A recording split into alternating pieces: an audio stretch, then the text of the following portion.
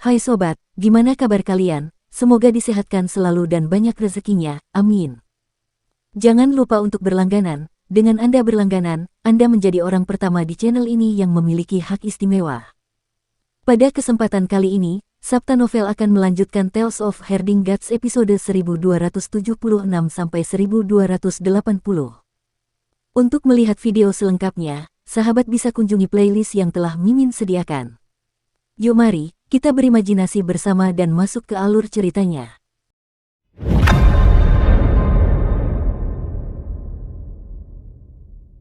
Kinmu menutup telinganya dan membuka mata vertikal di tengah alisnya.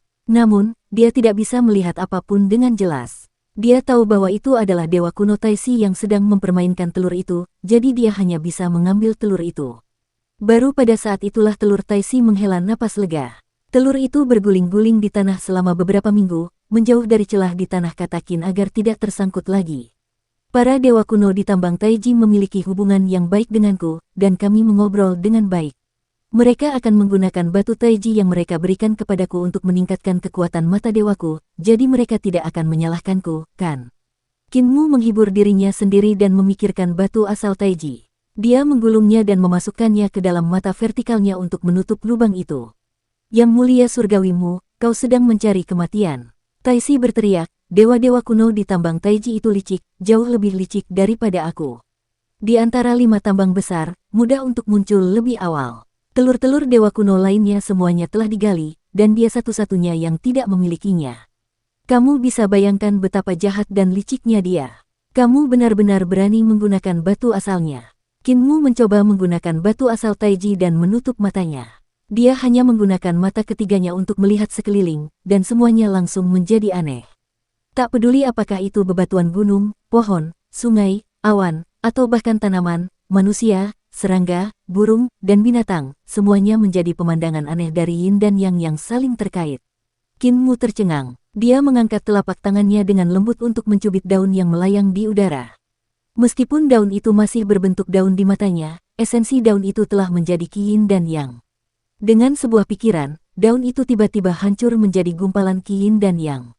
Qinmu membuka matanya. Daun-daun itu sudah tidak ada lagi, dan tidak ada jejak yang tertinggal. Bahkan abu pun tidak tersisa.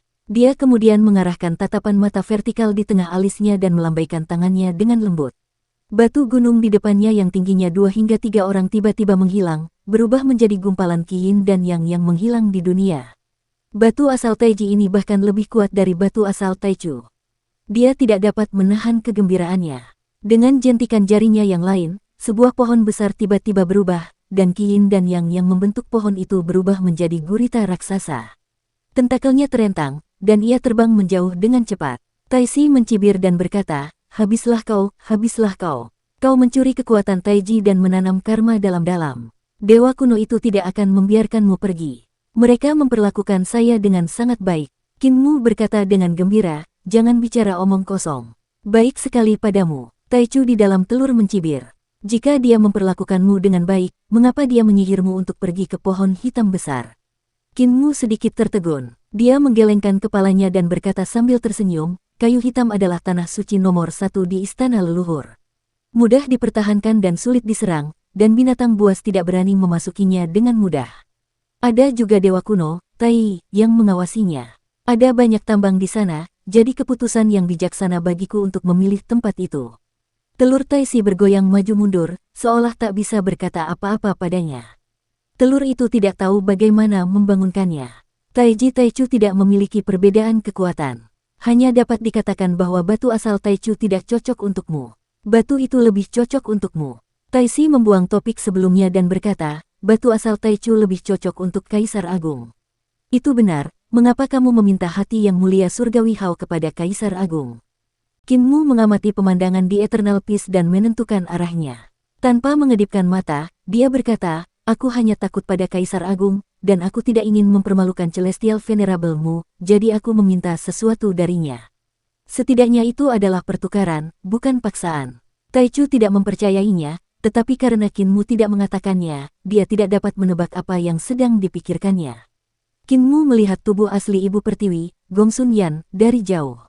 Pohon purba itu bahkan lebih rimbun dan menutupi area yang lebih luas. Pohon itu berdiri di sebelah timur alam purba dan sangat menarik perhatian. Istana surgawi Ibu Pertiwi di atas mahkota pohon purba telah dibangun. Sebagian besar prajurit di istana tersebut berasal dari kedamaian abadi. Langit surgawi telah menganugerahkan Gong Sun Yan sebagai penguasa bumi yang berbudi luhur, dan dia bertanggung jawab atas separuh alam purba. Namun, ada banyak orang di alam purba yang tidak yakin. Eternal Peace telah menggunakan nama Gong Sun Yan untuk menyerang negara-negara pemberontak ini. Sekarang wilayahnya meluas, areanya menjadi beberapa kali lebih besar dari sebelumnya. Qin Mu mengamati adat istiadat setempat, dan ia melihat bahwa pekerja surgawi perdamaian abadi sedang membangun jembatan terbang di wilayah yang telah ditaklukkan. Mereka membangun jalan, membangun pabrik, dan menambang urat biji. Mereka mencoba menggunakan filosofi perdamaian abadi untuk membimbing orang-orang di wilayah baru ini. Ekspansi Kaisar terlalu cepat, dan jumlah prajurit di Eternal Peace belum juga menyusul. Kita perlu berhenti dan menggunakan waktu untuk mempersiapkan praktisi muda yang kuat, jika tidak, kekaisaran akan menjadi tidak stabil. Qin Mu berjalan ke ibu kota Eternal Peace dan berkata kepada Ling Yuxiu, tanah kekosongan besar sudah sulit dilindungi, dan tidak akan bertahan lama. Jika kita menarik terlalu banyak perhatian sekarang, itu akan menarik penindasan dari surga. Ling Yuxiu mengakui. Qin Mu mengeluarkan cetak biru yang tampak seperti berisi banteng keringat dan berkata, cetak biru ini adalah senjata dewa penciptaan dan sangat rumit. Apakah Eternal Peace memiliki cukup karya surgawi untuk menempa senjata dewa ini? Ling Yuxiu melihat cetak biru yang menumpuk menjadi gunung dan tidak bisa menahan rasa heran. Dia membolak-baliknya dan mengerutkan kening. Cetak biru yang rumit seperti itu membutuhkan banyak perancang surgawi untuk membuatnya. Tidak mungkin untuk membuatnya dalam waktu singkat. Qin Mu bertanya, berapa lama waktu yang kamu butuhkan?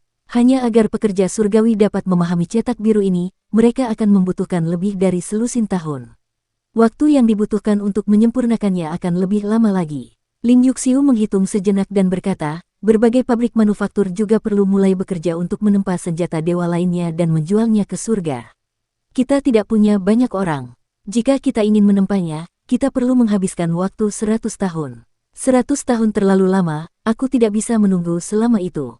Qin Mu berkata dengan tegas, tidak banyak orang yang dapat menggunakan karya surgawi dari pabrik manufaktur, jadi mari kita undang Sekte Dao dan minta para Taois itu turun gunung untuk membantu. Selain itu, Su Shenghua dari Bumi Barat, undang dia untuk menyempurnakan senjata ilahi penciptaan bersama. Ling Yuxiu ragu-ragu, situasinya sangat mendesak, bahkan Su Shenghua harus diundang. Qin Mu mengangguk dan berkata, dalam 100 tahun, kekosongan besar bahkan tidak akan mampu bertahan selama 10 tahun di bawah pergolakan langit dan bumi. Setelah kekosongan besar ditenangkan, 10 yang mulia surgawi pasti akan menyerang Adipati Langit. Setelah Adipati Langit meninggal, Pangeran Bumi tidak akan mampu bertahan sendiri, dan 3 dewa kuno lainnya tidak akan mampu bertahan. Jika butuh 100 tahun untuk menempa senjata ilahi penciptaan, perdamaian abadi tidak akan mampu melakukan apapun terhadap langit surgawi yang bersatu. Ling Yuxiu tercengang dan segera memerintahkan orang untuk mengundang Su Shenghua dan Master Dao Lin Xuan. Qin Mu menghela napas lega dan berkata, aku harus kembali ke istana leluhur dan tidak akan tinggal lama di sini. Jika aku bahkan tidak bisa melindungi perdamaian abadi di masa depan, istana leluhur mungkin akan menjadi tempat peristirahatan terakhir umat manusia. Ling Yuxiu menganggukkan kepalanya tanpa suara dan berkata, hati-hati di jalan. Qin Mu segera bergerak dan bergegas menuju istana leluhur melalui jembatan pergeseran saling energi roh. Telur Taisi sangat gembira. Setelah memasuki istana leluhur kali ini, pertama-tama kita akan merebut tambang Taisi. Kita akan membagi keuntungannya, satu untukmu dan satu untukku. Qin Mu tidak dapat menahan tawa.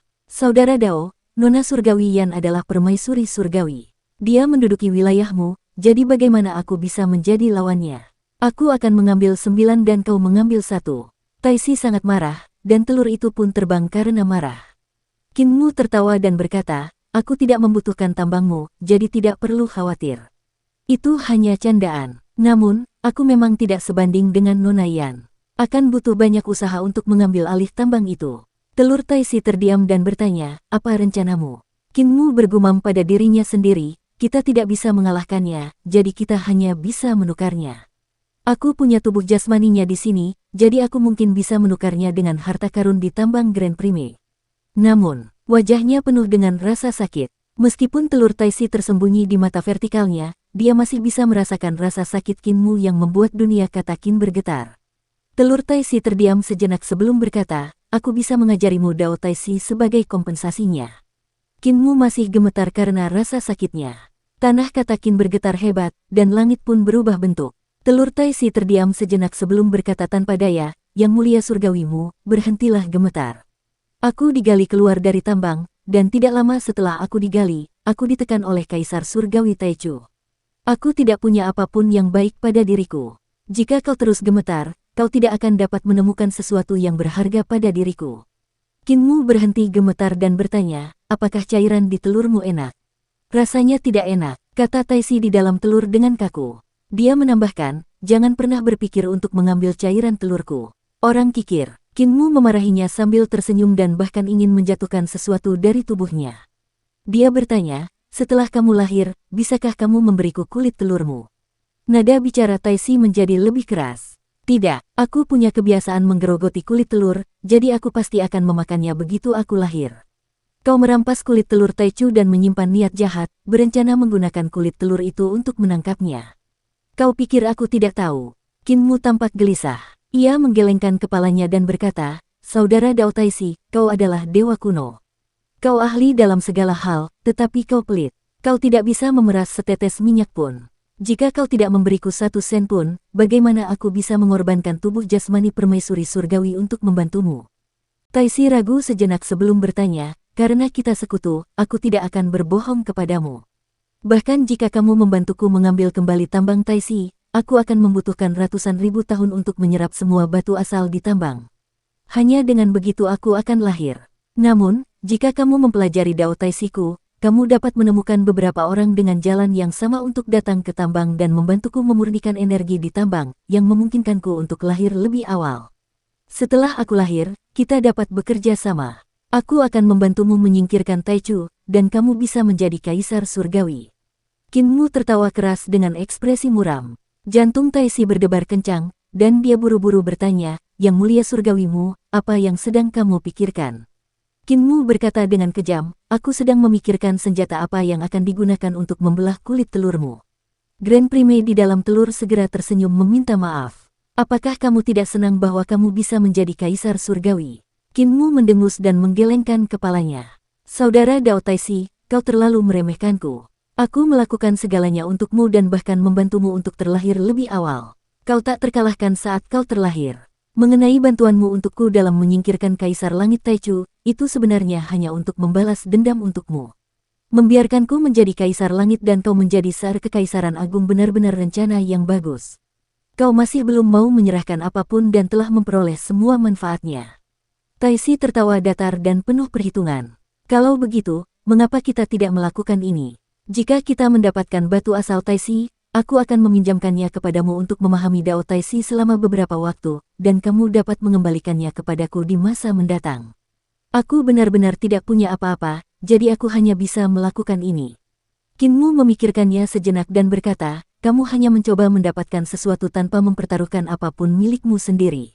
Batu asal Tai Si masih ada di tambang, jadi aku harus membantumu merebutnya kembali."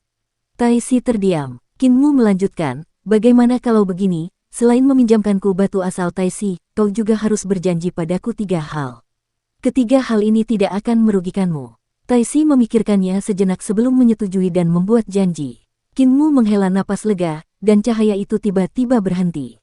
Mereka tiba di jembatan pergeseran saling energi roh di luar istana leluhur. Qinmu memeriksa segel Celestial Venerable dan melihatnya masih ada di sana. Ia berpikir, Taisu benar-benar punya trik tersembunyi. Mampu masuk dan keluar istana leluhur dengan bebas tanpa merusak segel Celestial Venerable memang hebat. Seni ilahinya tak terduga. Taisu telah setuju untuk melakukan 3 hal untukku, jadi hal pertama yang harus dilakukannya adalah membantunya mengobati luka Celestial Venerable Yue. Namun, jika kakek apoteker dapat menyembuhkannya, aku akan menyimpan masalah ini. Mungkin akan lebih bermanfaat. Dia memasuki istana leluhur. Tiba-tiba, suara Tai Si terdengar dari mata ketiganya. "Qin bocah, aku ingat sekarang." Qinmu tidak menghiraukannya. Telur Tai Si menjadi marah dan berteriak, "Kita awalnya sepakat bahwa karena aku menyelamatkanmu dari Taisu, kamu akan melakukan yang terbaik untuk membantuku mengambil kembali tambang dan membantuku mencari batu ilahi Tai Si. Saat itu, kamu tidak memiliki begitu banyak syarat untuk melarikan diri." Qinmu berjalan ke langit istana leluhur dan melihat sekeliling. Ketika dia melihat istana leluhur menjadi jauh lebih hijau, dia tidak bisa menahan rasa senangnya. Nagapi mengendalikan binatang buas. Binatang buas ini tidak lagi menelan apapun di istana leluhur. Dalam beberapa tahun, istana leluhur akan memulihkan vitalitasnya. Mengapa kamu tidak mengatakan apapun? Suara dewa kuno itu keluar dari dalam telur. Apakah kau merasa bersalah? Bajingan, kau bilang aku mencoba mendapatkan sesuatu dari ketiadaan, tetapi kau mencoba mendapatkan sesuatu dari ketiadaan. Aku menyelamatkan hidupmu dengan sia-sia. Ayo, tunggu aku keluar dari dalam telur. Mari kita bertarung selama 300 ronde. Kinmu membawa lentera dan bergegas pergi sambil bergumam, tanaman ini telah berakar dan berkecambah, jadi seharusnya ada banyak akar roh langit dan bumi dari istana leluhur, kan? Ini adalah tanah harta karun yang sangat besar. Jika aku dapat menemukan akar roh seperti pohon purba. Jangan ganti topik. Di negeri Qin, telur bundar itu memantul-mantul dan berteriak, pukul aku kalau kau punya nyali, lihat apakah aku tidak menghancurkanmu berkeping-keping. Jika semua yang ada di istana leluhur kembali seperti musim semi, apakah pohon hitam besar itu juga akan tumbuh lagi, dan pohon tua itu akan kembali seperti musim semi? Tanya Kinmu dengan gembira. Petik 2. Aku akan membiarkanmu puas. Rune kuno yang tak terhitung jumlahnya muncul di permukaan telur itu saat ia berteriak. Kinmu melihat sekeliling. Ada lebih banyak dewa dan iblis di istana leluhur, dan mereka seharusnya adalah keturunan langsung dari 10 yang mulia surgawi. Mereka mencoba memperluas wilayah asal mereka dan membangun lebih banyak wilayah. Kinmu melihat ribuan binatang buas mengepung dan menyerang wilayah ini. Pertarungan berlangsung sengit. Naga gendut telah melakukannya dengan baik. Kinmu memujinya dalam hati. Hanya ketika dia melewati wilayah Heavenly Lady Yan, telur Taisi menjadi tenang. Bocah ini menepati janjinya. Dia benar-benar berencana untuk menggunakan tubuh jasmani Celestial Empress untuk ditukar dengan Taisi Origin Stone. Bolehkah aku meminta selir surgawi untuk memberitahu bahwa yang mulia surgawimu memiliki sesuatu yang penting untuk didiskusikan denganmu? Kinmu dengan sopan mengundang dewa yang menjaga tempat itu untuk melapor.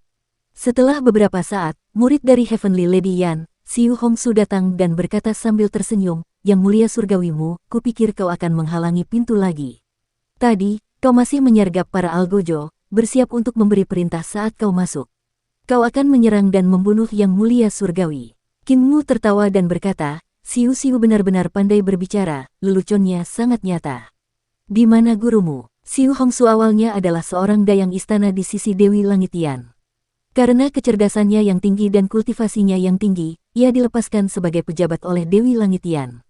Kemudian, Dewi Langit Yan memutuskan untuk memberikannya kepada Dewa Hijau Langit Timur sebagai istrinya. Keduanya adalah suami istri yang terhormat. Dewa Hijau Langit Timur adalah praktisi kuat di faksi yang mulia Xiao.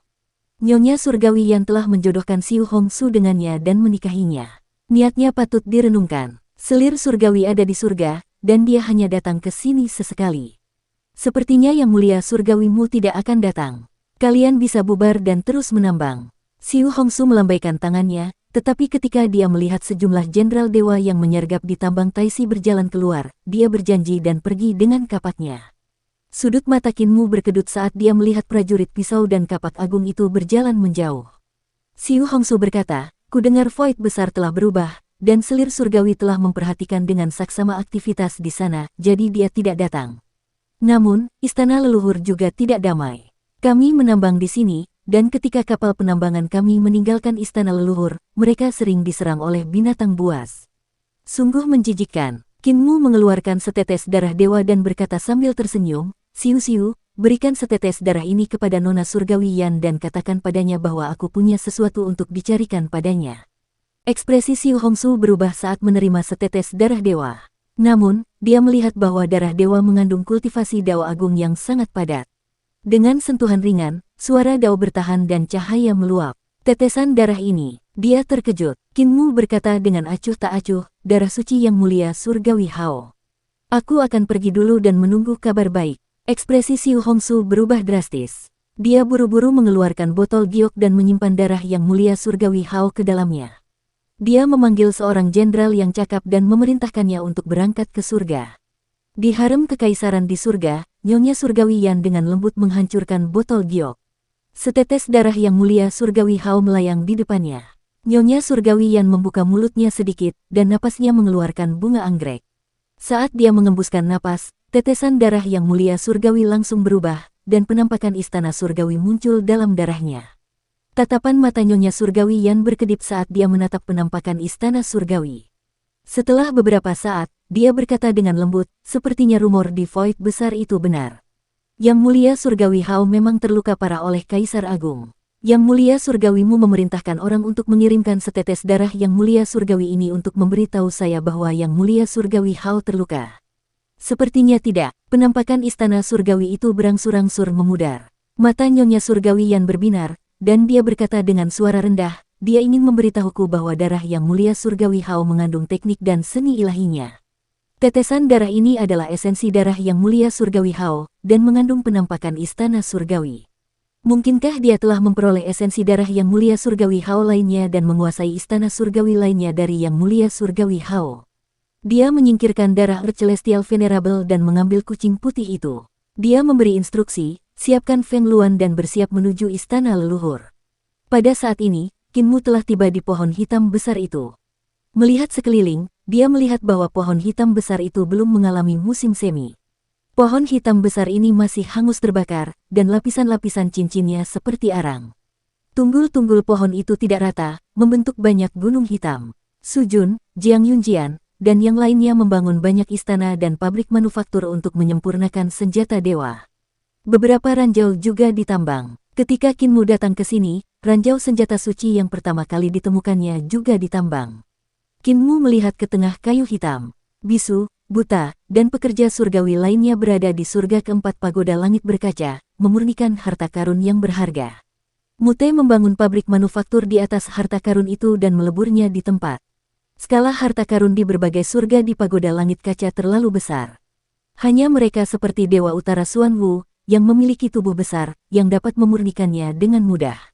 Bagi pekerja surgawi perdamaian abadi seperti Bisu, jauh lebih sulit untuk memurnikannya, dan tenaga kerja yang dibutuhkan juga jauh lebih besar.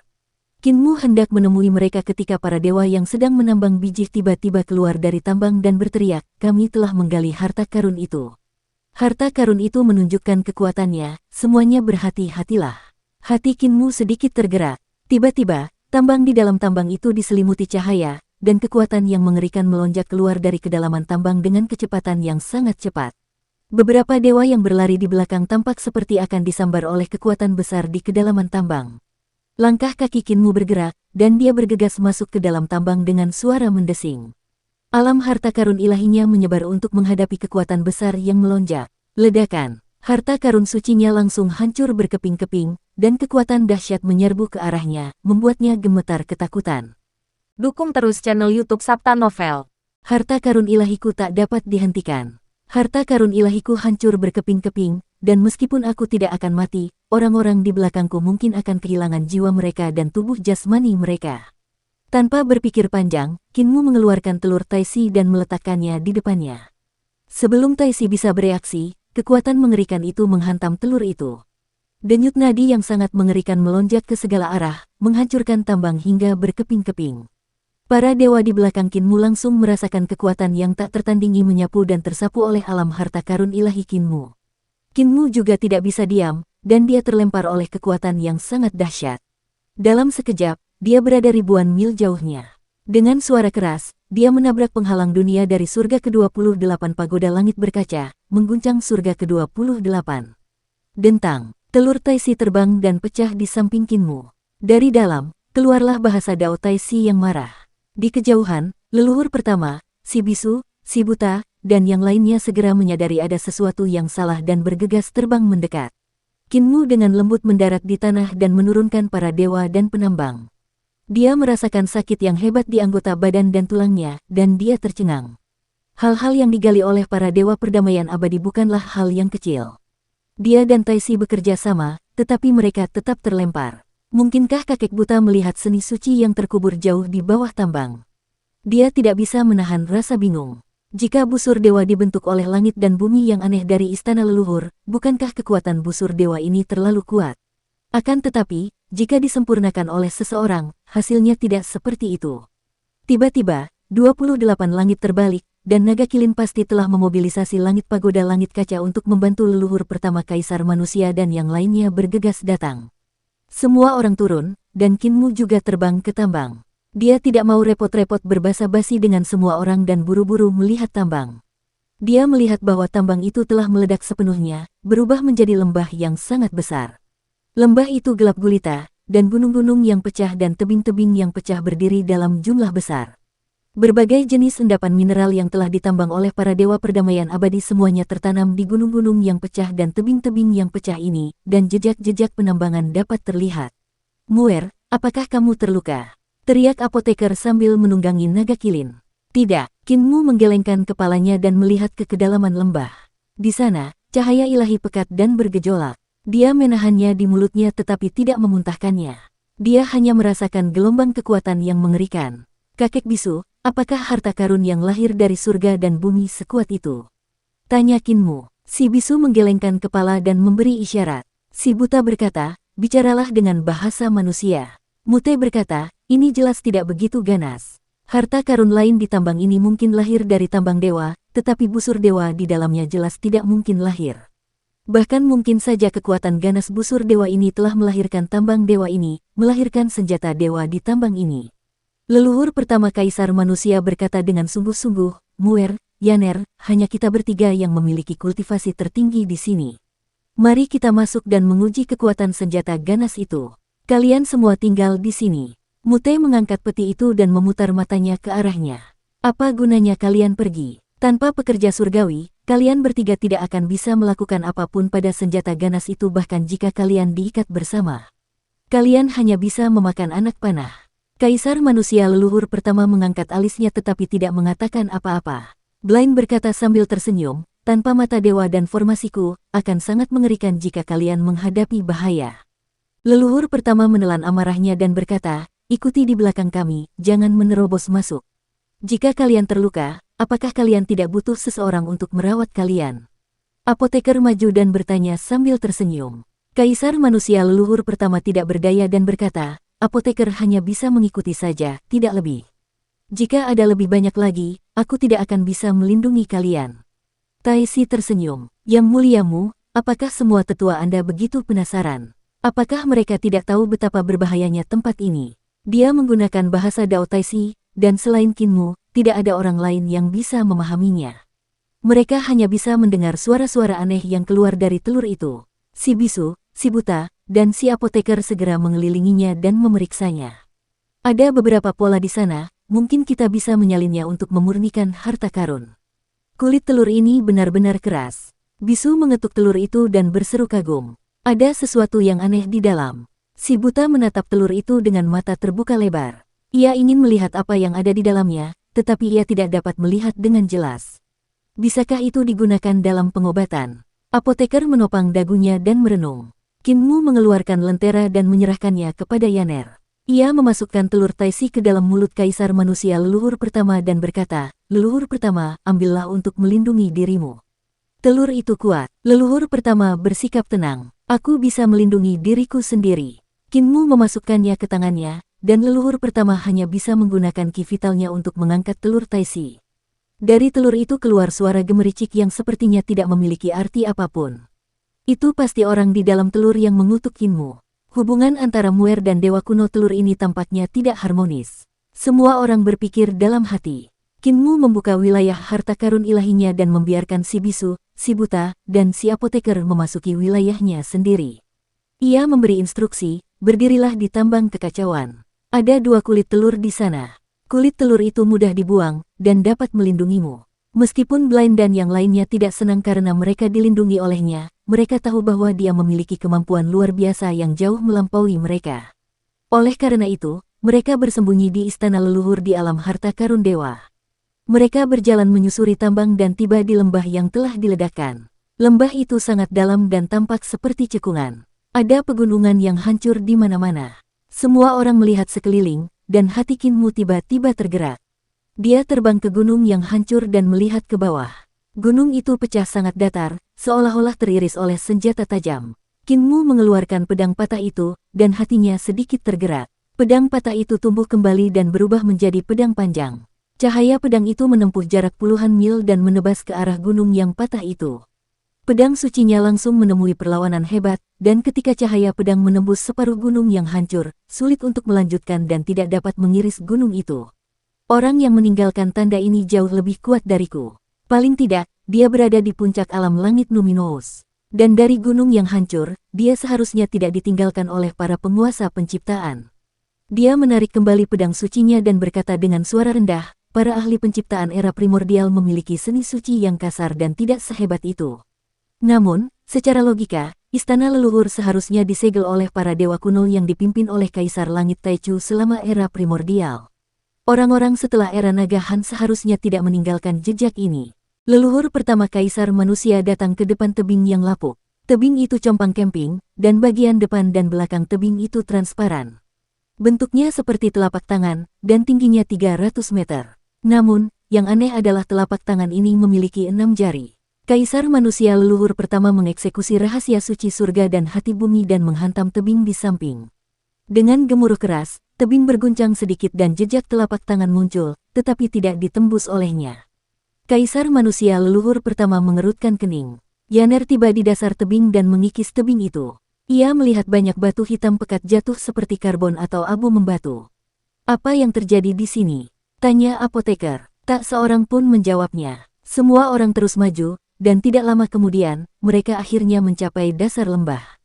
Bahkan ada lebih banyak tebing dan gunung yang hancur di sini, dan seolah-olah mereka telah mengalami pertempuran yang sangat mengerikan.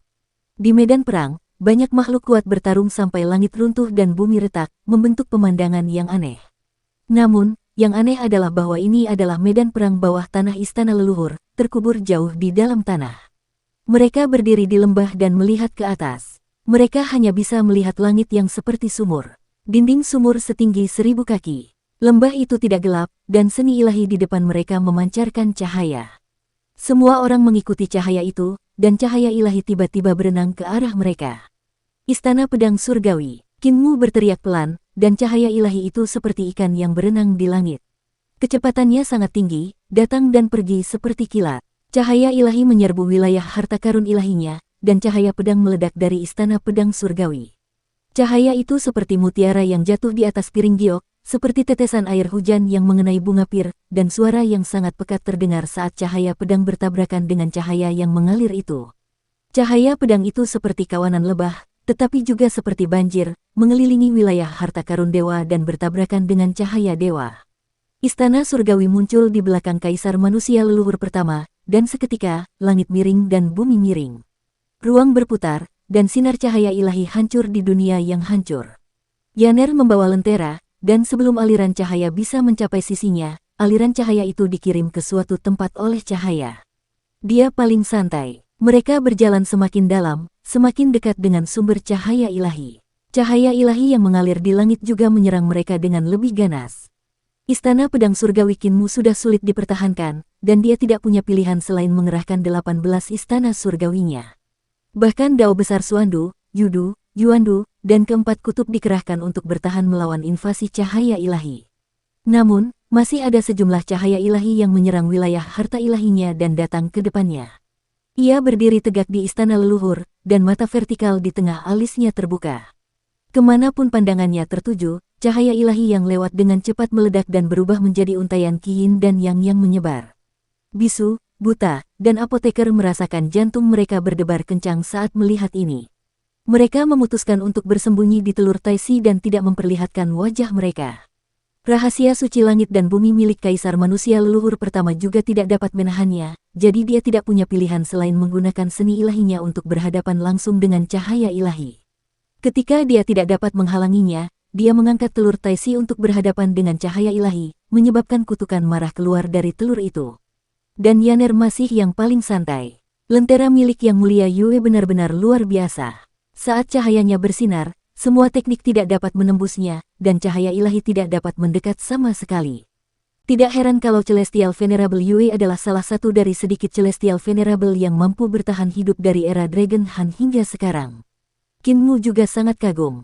Ia sangat iri dengan teknik dan seni ilahi Celestial Venerable Yue. Akhirnya, mereka melewati lapisan cahaya ilahi dan tiba di depan busur ilahi. Semua orang mendongak, dan mereka semua terpesona. Dia melihat sebuah busur panjang yang panjangnya ribuan meter. Seluruh tubuhnya bersinar dengan cahaya keemasan, dan ribuan cahaya cemerlang memancar dari busur itu, melesat ke segala arah. Di samping busur panjang itu ada sebuah gunung yang tampak seperti naga hitam. Qin Mu melihatnya dan menyadari bahwa gunung yang menyerupai naga hitam ini seharusnya adalah akar dari kayu hitam besar itu. Namun, gunung itu terlalu tebal dan dia tidak dapat melihat bentuk asli akarnya. Namun di antara akar dan busur panjang itu, sebenarnya ada lengan kerangka.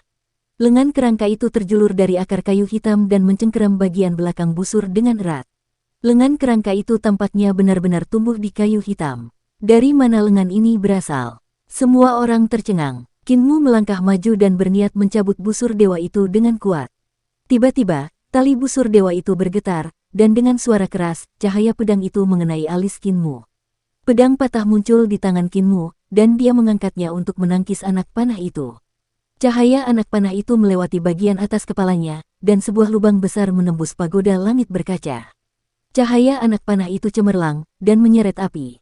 Panjangnya 10.000 mil, dan itu membentuk garis lurus yang indah di langit istana leluhur. Di sisi lain, leluhur pertama kaisar manusia maju ke depan dan mengeksekusi rahasia suci surga dan hati bumi, dengan lembut menempelkannya pada busur. Tali busur hendak bergetar lagi ketika telapak tangannya menekannya. Tali busur tidak dapat ditarik kembali, dan hanya mengeluarkan dengungan. Ruang di depan kaisar manusia leluhur pertama terguncang oleh tali busur, dan tali busur itu langsung terbelah menjadi ratusan bagian, menebas ke arahnya. Kecepatannya begitu cepat sehingga dia tidak bisa bereaksi tepat waktu. Yaner memegang lentera dan menyorotkan cahaya, meratakan ruang yang terbelah. Helaian rambut yang menggantung di dahi leluhur pertama langsung terbelah menjadi ratusan helai dan tersebar. Setetes keringat mengalir di dahinya dan mengalir ke hidungnya. Sedikit lagi dia akan teriris menjadi beberapa ratus keping oleh kekuatan busur dewa ini. Qin Mu melangkah maju dan meraih busur dewa itu. Keduanya mengerahkan tenaga dan ingin mengangkat busur dewa itu, tetapi sesaat kemudian, tubuh mereka bergetar hebat. Sebuah pikiran agung dari busur dewa menghantam pikiran mereka. Apakah kalian bertanya kepadaku apakah kalian menyentuh harta karunku? Ketika pikiran mereka bertabrakan, mereka berdua tahu apa yang ingin disampaikan oleh pikiran itu. Mereka tidak dapat menahan rasa heran. Pemilik busur dewa masih hidup. Keduanya membeku di tempat oleh kesadaran agung yang datang dari busur itu. Tubuh mereka kaku dan tak bergerak, dan hanya bola mata mereka yang masih bisa bergerak. Yaner segera mengulurkan tangannya untuk meraih busur dewa, tetapi dia juga dibekukan oleh pikiran agung itu. Pada saat ini, Blaine keluar dari wilayah harta karun suci Qin Mu dan melangkah maju untuk memeriksa tangan kerangka besar yang memegang busur. Dia menggumamkan sesuatu dengan suara pelan. Si bisu melangkah maju dan memeriksa tangan yang layu itu dengan saksama. Ketika mendengar kata-kata si buta, dia menganggukkan kepalanya berulang kali. Apoteker maju dan mengambil pil roh. Dia menghancurkannya dan mengoleskannya pada kerangka itu. Sudah selesai. Mute membuka peti itu dan mengulurkan tangannya untuk meraihnya. Butiran perak yang tak terhitung jumlahnya melayang ke udara dan berubah menjadi palu besar. Mute mengangkat palu besarnya dan menghantamkannya. Dengan suara berdenting, tangan kerangka besar itu hancur. Qin Mu, Yaner, dan kaisar manusia leluhur pertama merasa seolah-olah beban berat telah terangkat dari pundak mereka. Pikiran-pikiran agung di kepala mereka langsung lenyap. Si bisu, si buta, dan si apoteker merasa senang dengan diri mereka sendiri dan tidak dapat menahan diri untuk tidak melihat Qin Mu dan yang lainnya. Si buta tersenyum dan berkata, apa gunanya memiliki alam yang tinggi? Menghadapi keanehan seperti itu, kita masih harus bergantung pada diri kita sendiri. Aba yang bisu mengangguk berulang kali. Sang apoteker pun tak dapat menyembunyikan rasa bangganya dan mengelus jenggotnya. Wajah leluhur pertama sedikit memerah. Awalnya dia membenci kenyataan bahwa ketiga orang ini memiliki kultivasi yang rendah dan tidak berguna. Mereka hanya akan menyeret mereka ke bawah. Dia tidak pernah menyangka bahwa ketiga orang inilah yang telah menyelamatkan mereka. Tangan kerangka itu patah, dan cahaya di sekitar busur dewa langsung menyusut, perlahan-lahan menampakkan wujud aslinya. Qin Mu mengerahkan tenaga di telapak tangannya dan mencabut busur dewa itu. Busur dewa itu perlahan menyusut, tetapi panjangnya masih 3 meter. Ada banyak tanda aneh di busur itu, dan itu tampak seperti rune. Namun, dia tidak dapat memahaminya. Semua orang mengelilinginya, tetapi mereka tidak tahu apapun tentang tanda rune di sana.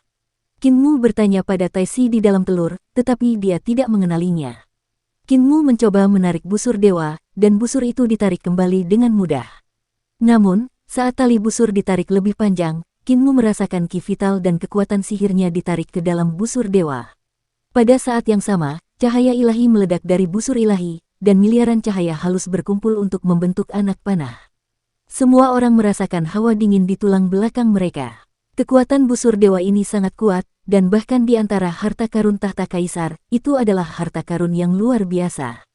Kinmu perlahan menarik kembali kekuatannya, dan tali busur perlahan pulih. Anak panah itu kemudian hancur menjadi sinar cahaya dan kembali ke busur. Kekuatan di busur itu kemudian berubah kembali menjadi ki vital dan kembali ke tubuh Kinmu. Dia menarik busurnya dan tidak ada kekuatan sihir yang dikeluarkan. Kinmu menyerahkan busur dewa kepada leluhur pertama, yang juga mencobanya dan mendecak lidahnya karena heran. Semua orang mencobanya dan berseru kagum. Mata Mute berbinar. Jika aku bisa menggabungkan teknik aneh semacam ini ke dalam penyempurnaan senjataku, senjata suci akan memiliki konsumsi daya sihir yang jauh lebih sedikit dan aku bisa bertarung lebih lama. Kinmu menyerahkan busur dewa kepadanya dan memeriksa lengan yang patah di akarnya. Dia bertanya dengan bingung, dari mana tangan ini berasal? Si bisu menggoyangkan palu besarnya, lalu kepala palu itu berubah menjadi kapak besar yang menebas akar-akar hitam pekat itu. Kapak besar itu mendarat di akar pohon, dan percikan api beterbangan ke segala arah. Mute mengangkat kapak itu dengan wajah hitam, dan bilahnya patah. Kinmu menggunakan pedang patahnya dan menebas ke bawah. Lengannya mati rasa karena getaran, tetapi dia tidak bisa memotong akarnya. Orang ini tumbuh di akarnya. Kaisar manusia leluhur pertama mencoba, tetapi dia tidak dapat membelah akarnya. Ketika aku menyentuh busur dewa tadi, orang itu berbicara kepadaku. Dia seharusnya masih hidup. Semua orang menggunakan berbagai macam metode, ingin membelah akarnya untuk melihat apakah orang itu benar-benar tumbuh di dalam. Namun, tidak peduli seni ilahi apa yang mereka gunakan atau senjata ilahi apa yang mereka gunakan, mereka tidak dapat membelah akarnya. Tiba-tiba si bisu tersenyum dan berkata, kita ini orang yang tidak punya pikiran. Kita tidak butuh busur dewa, kita masih perlu menggunakan harta kita sendiri. Dia mengeluarkan busur dewa dan menarik tali busur dengan sekuat tenaga. Namun, dia hanya bisa menarik setengahnya sebelum kehabisan kekuatan sihir. Kinmu menerima busur dewa dan mengerahkan seluruh tenaganya untuk menarik busur itu ke bulan purnama. Hampir seluruh ki vitalnya tersedot ke dalam busur itu. Sebuah anak panah dewa terbentuk dengan cepat, dan cahaya anak panah berkumpul di ujung anak panah. Tepat pada saat ini, sinar-sinar cahaya tiba-tiba memenuhi langit dan melesat, menempel pada cahaya pedang anak panah tersebut. Cahaya itu adalah cahaya bintang dari istana leluhur, dan bintang-bintang itu tampaknya ditarik oleh busur dewa, semakin dekat ke istana leluhur. Kinmu langsung merasakan kekuatan busur dewa semakin kuat. Lengannya tidak dapat menahan kekuatan itu dan tidak dapat menahan gemetar. Sial, kekuatannya terlalu kuat. Dia hendak menarik kembali kekuatannya, tetapi cahaya bintang masih berkumpul. Kekuatan istana leluhur tampaknya telah ditarik, membentuk pusaran air dengan berbagai ukuran di atas lembah. Cepat pergi. Keringat dingin mengucur di dahi Kinmu, dan dia menyadari bahwa dia tidak dapat menarik kembali ki vitalnya. Dia hanya bisa menggertakkan giginya dan bertahan. Dia mendesis, ketika kekuatan busur dewa dilepaskan, aku tidak dapat mengendalikan momentum saat kekuatan dilepaskan. Ekspresi leluhur pertama berubah drastis saat mendengar itu. Tepat saat dia hendak mengatakan sesuatu untuk melindungi Kinmu, dia melihat 3 tetua desa lansia cacat berbalik untuk berlari tanpa rasa kesetiaan. Si buta berteriak sambil berlari, "Muer, tunggu sebentar lagi, tunggu kami keluar dari lembah ini." Suara bisu itu seperti guntur. Leluhur pertama, Yaner, angin bertiup. Leluhur pertama ragu sejenak. Yaner telah membawa lentera dan melarikan diri jauh. Dia hanya bisa meletakkan telur taisi dan berkata, "Muer, hati-hati dengan dirimu sendiri. Gunakan telur ini untuk melindungimu." Semua orang bergegas keluar dari lembah, dan mereka melihat pusaran air berbagai ukuran berputar dengan panik di langit di atas lembah. Energi spiritual surga dan bumi mengalir deras dan membombardir busur dewa di tangan Kinmu. Pada saat ini, tubuh Kinmu telah berubah menjadi raksasa setinggi 200 meter yang seperti gunung. Cahaya ilahi di sekitar tubuhnya sangat terang, membuat orang sulit untuk melihatnya secara langsung. Namun raksasa itu gemetar. Kekuatan busur di tangannya bertambah kuat hingga melampaui kendalinya. Saat anak panah ini ditembakkan, ujung anak panah itu bertabrakan dengan akar pohon hitam besar. Kekuatan anak panah itu pasti meledak ke segala arah, dan karena dia berada di tengahnya, bahayanya bisa dibayangkan. Sekarang anak panah itu sudah berada di tali busur, dia tidak punya pilihan selain melepaskannya.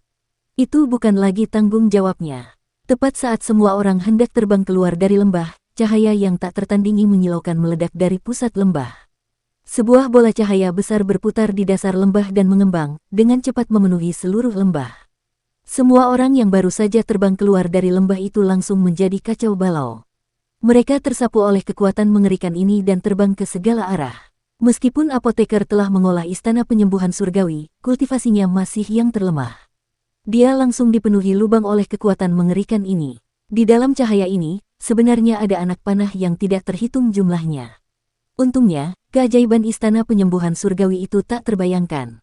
Luka-lukanya sembuh dengan cepat, tetapi ada lebih banyak luka di tubuhnya. Akhirnya, badai mereda, dan semua orang mendarat di tanah dalam keadaan menyedihkan. Naga Kilin berlari cepat, tetapi ketika dia melihat bahwa Yaner tidak terluka, dia menghela napas lega. Master Sekte masih di bawah sana. Naga Kilin tak dapat menahan diri untuk berseru ketika dia tidak menemukan Kinmu. Di dasar lembah, ada anak panah yang terbentuk oleh cahaya di mana-mana di tebing. Anak panah ini tertanam dalam di tebing yang tidak bisa dihancurkan, dan hanya area berbentuk manusia yang tidak memiliki anak panah. Di depan tebing, Kinmu berdiri di sana dengan busur dewa di tangannya. Bagian depan tubuhnya dipenuhi dengan anak panah, dan bahkan wajahnya dipenuhi dengan anak panah. Adapun telur Taisi, tanpa sadar telah menyelinap di belakang Kinmu dan tidak menghalanginya. Gedebuk, Kinmu terjatuh telentang, dan bulu-bulu di tubuhnya sedikit bergetar. Bulu-bulu anak panah tersebut terbentuk oleh cahaya, lalu tak lama kemudian, cahaya tersebut meredup dan bulu-bulu anak panah tersebut berangsur-angsur lenyap. Telur itu berguling ke belakang dan dengan hati-hati memeriksa, "Yang mulia surgawimu, apakah kamu masih hidup?" Dia belum mati, dia hanya tidak bisa bernapas. Taisi santai. Setelah beberapa saat, Kinmu berdiri lagi dan menatap busur dewa di tangannya. Ekspresinya tiba-tiba berubah drastis, dan dia melempar busur dewa itu ke samping. Busur dewa ini terlalu aneh. Namun, setelah dia membuang busur dewa itu, dia menyesalinya lagi dan mengambilnya. "Aku bisa menggunakannya saat aku menembak orang lain dari jarak jauh, tetapi jika aku menggunakannya dari jarak dekat, aku pasti akan mati."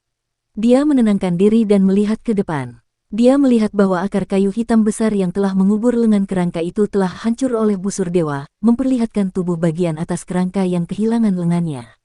Pemilik busur dewa memang tumbuh di akar kayu hitam besar. Yang aneh adalah akar kayu hitam besar itu sebenarnya segar. Akar pohon yang tak terbayangkan ini masih hidup. Tiba-tiba, kerangka di akar pohon itu mengangkat kepalanya dan menatap lurus ke arah Kinmu. "Rebut harta karunku dan hancurkan kebangkitanku. Malam ini, aku akan mengambil nyawamu." Setelah mengatakan itu, kerangka itu juga menyatu dengan akar pohon itu dan menghilang.